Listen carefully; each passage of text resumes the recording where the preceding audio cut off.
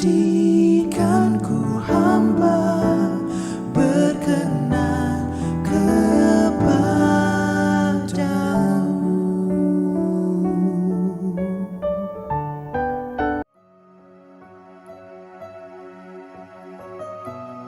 Shalom, sahabat sinar kasih. Mari kita merenungkan firman Tuhan yang bertema dimodali. Dalam Ulangan pasal 15 ayatnya yang ke-13, firman Tuhan berkata, "Dan apabila engkau melepaskan dia sebagai orang merdeka, maka janganlah engkau melepaskan dia dengan tangan hampa." Berikan kail, jangan ikannya. Ungkapan ini kerap kali menjadi polemik.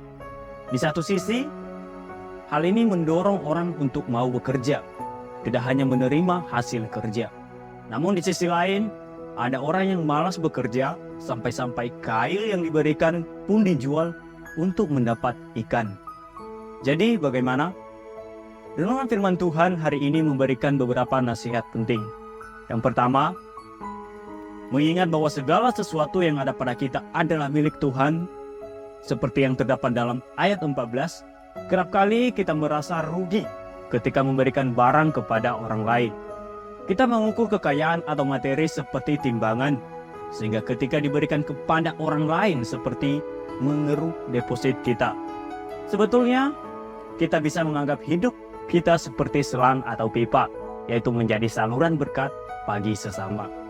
Kita tetap perlu hikmat Tuhan untuk menyalurkan berkat-berkat Tuhan, sehingga tidak menciptakan ketergantungan bagi yang lain.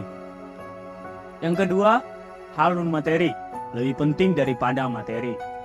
Di ayat 15 dikatakan bahwa kita pun dahulu budak di tanah Mesir. Artinya, kita perlu mengingat bahwa Tuhan yang menolong kita lepas dari keterpurukan.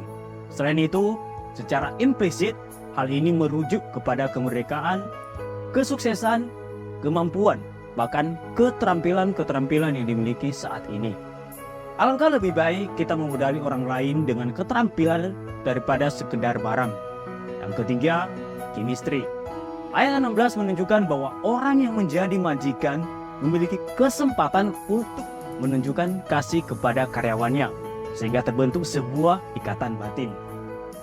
Modali orang-orang di sekitar kita dengan kasih, maka mereka pun akan mengasihi. Tuhan Yesus memberkati. Karena Yesus kau anugerah terbesar, ku naikkan syukurku untuk kemurahan-Mu. Hanya Yesus kau anugerah terbesar, ku angkat hatiku, tinggikan nama-Mu.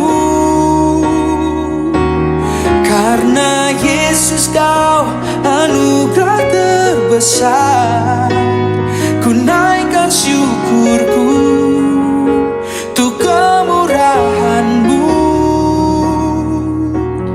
Hanya Yesus kau anugerah terbesar.